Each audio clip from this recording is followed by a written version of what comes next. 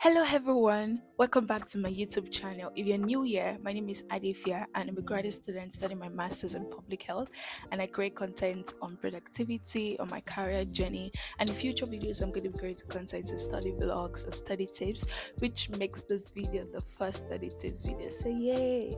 Welcome. So let's get right into the video. If you were like me in the last semester, I had a lot of burnout. I had a lot of submitting my assignments 1 minute to the deadline.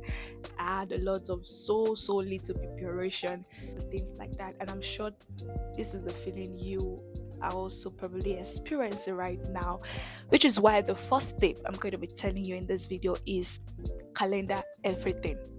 So calendar everything as a college student means you are able to use the calendar to track and organize all your important deadlines and appointments.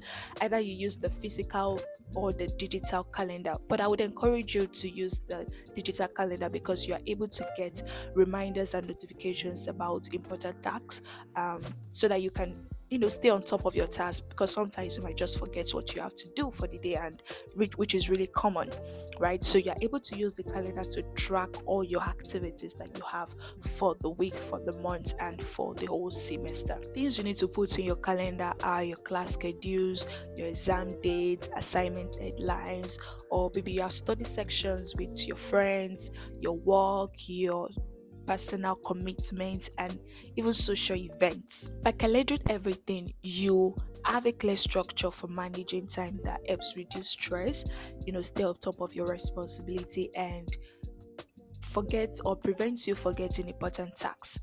I know I do forget so many important tasks for me, and this happened a lot last semester. So if you do not want to forget important tasks in this semester, put everything in your calendar. And even though you forget, which can happen sometimes, your calendar can bring up notifications, and you are able to see, oh, I have to be there, I have to do this at this time, at this time. And if you prefer the physical calendar, that's fine. So you can just check, continue to check constantly for you to know what you have to do for the day. For me, I think this is also a way for you to be able to say no, and to be able to say yes to any other extra curricular activities that you're being given to do. Another thing I think that is important for us to put on our calendar is our professor time hours. I know I struggled with this a lot last semester. I would want to, I would need a clarification about something, and I would want to go for a professor time hours, and I will find myself just going to the syllabus and all over again. And that really got tired of that, and I was not motivated to sometimes even go for the office hours. And sometimes I would just go on the random day that is not their office hours. Thank God they were very nice enough to see me. But putting your professor time hours on your calendar, you are able to stay up on task. So, oh, if you need clarification about this subject, so fast, so early, you don't need to procrastinate about it. You can just go right away when it's time for those office hours. So this is also a way for you to plan ahead of every week. So if you're planning ahead of the semester, you need to plan ahead of the week. So look at your calendar every week and see what you have to do every week, because every week is not the same. I'm saying every week so much right now. Trying to say is plan your week. As much as you have planned your semester, planned your week, you can't have 2 weeks that are the same. So try to see what you have every week and plan that out. One thing I know I will continue to do this semester, which helped me last semester, is also planning my daily activities. So I know I do have the plan on my calendar, but every day I still like to write what I have to do for the day, and that really serves as a backup for me when I'm sometimes forgetting things, or I just quickly want to check what I have to do next and next, like that. So you could also want to use that for yourself. Another thing you want to do planning ahead of this semester is to plan ahead a reading schedule for yourself. So what kind of technique do you want to use this semester? You don't want to start the semester and start trying to try out this technique, if it will work or if it will not work. Try to plan out what kind of techniques that will work for you. For me, I would look at my syllabus ahead of classes, and then do like a pre-test for myself, and when I go for those classes during those week, I'm going to do like an e-note class note, take notes during in the class, and then really identify gaps that I know I have to make up for, and then read during the day, the same day or during the same week. So I'm creating a study plan for myself that I'm going to be using for a whole week that I can replicate in other weeks throughout the semester. This is also a strategy for you to stay on top of your readings, avoid cramming, and also avoid last minute stress. Having this kind of planning really sets you up for success in a structured approach for you to stay ahead of your coursework. Before I go to the last tip for this video, we're going to go on a short break, and in this short break, I'm going to take you through how I'm going to be creating my vision board for 2025.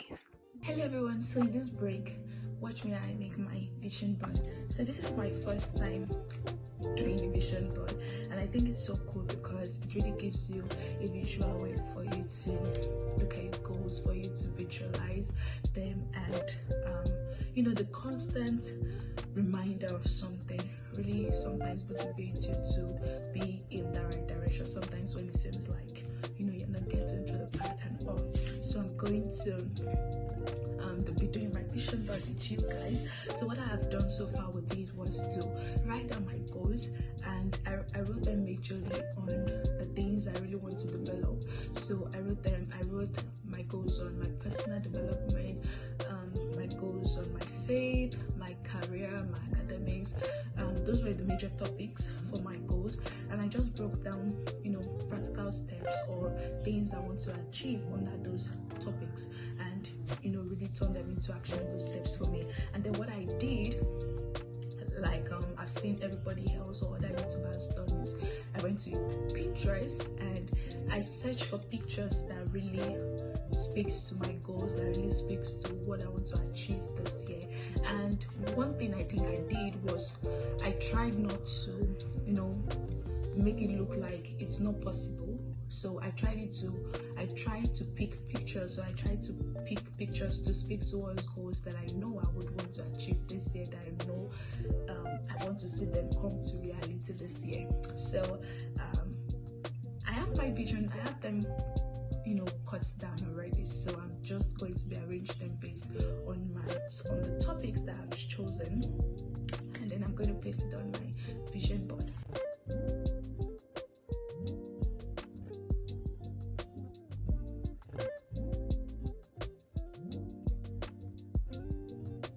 So this is the space I'm going to be using for my vision board. All I have to do is to clear up the space and then put the pictures I've downloaded from Pinterest on this place. You can see it's very big.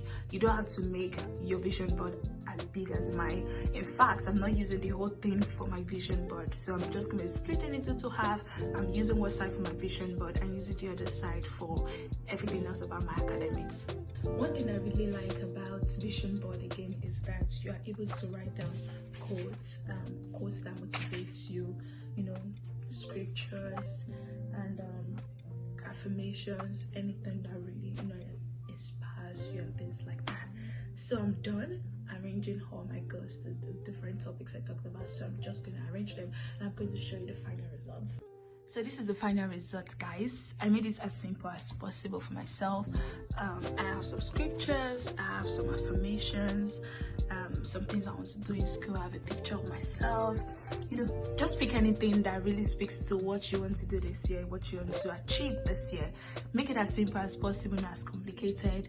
The goal is for you to have a visual representation of your goals, and I think this is perfect for me. So I'm just going to use this extra space for other things I want to use it, because I feel like making everything will be too much for me. But I think this is great. This is fine.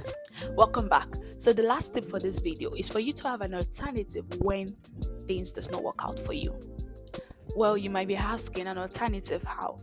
Well, I know the semester has not started, and many of us we really don't know what could happen in this semester, in those weeks. A lot of things can happen. So essentially what I'm saying is have a backup plan for what you know might happen. So for example, if you really didn't know before doing this class is going to really take you time to know this subject, or this subject is really tough and difficult for you, your plan my your alternative plan can be having a study group if you've never had one, or creating extra time for yourself for you to study for those classes. So really having those backup plan really helps you to know what to fall back into.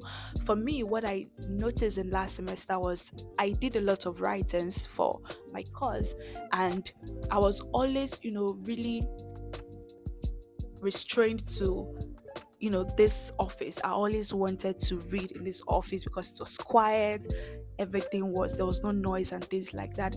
But at the end of the day, I started noticing that I was not getting motivation, or I was always getting frustrated. Like I wasn't writing anything. Things was not just working out, and I decided to just change my location. And when I changed my location, like my ideas just started rushing in. So I don't know, just have that backup plan. So my backup plan for I know that worked for me in the first semester is to change location when I know that I'm doing something and I'm not really getting that motivation to do so. But that doesn't mean you should change your location like too many times, but really just to give you that flexibility of, okay, if this doesn't work out, this can work out. Another thing you can plan ahead for, that you can really give alternatives for, also your time management issues. There are sometimes some weeks can be busier than the others. So what is your alternative for those weeks that will be busier than the weeks that are not busier? Well, it could be for you to read lighter for this week that are busier than the weeks that are not busier, right? So really have something back up and planned for you to do, because really when you do not plan all this thing out, you might just get to those busy weeks and then you really don't see a need you reading, and then you begin to procrastinate reading all these lots of your subjects for other weeks, and then you begin to procrastinate, and then exam is here and you have a lot of things to do. So really plan ahead of time, giving yourself alternative of these things. If they do not work out, what would I want to fall back on? Essentially, planning alternatives really helps you to prepare for the unexpected and ensures that you're not caught off guard when things doesn't go as planned, right? So try to plan all those activities ahead of time and really give yourself alternative. This really gives you that peace of mind. It helps you to know you have options and you can adapt if necessary. So these are the top 3 tips that you can try to use before the semester starts. I have my semester starting in about 8 days and I'm really nervous about this, but we're in this together. So let's try to plan ahead of the semester. We can do this. We can achieve success. And I know everyone watching this video is trying to put their best in what they want to achieve this semester, and just continue to put your best, because you would end up yielding fruits for those things you're doing.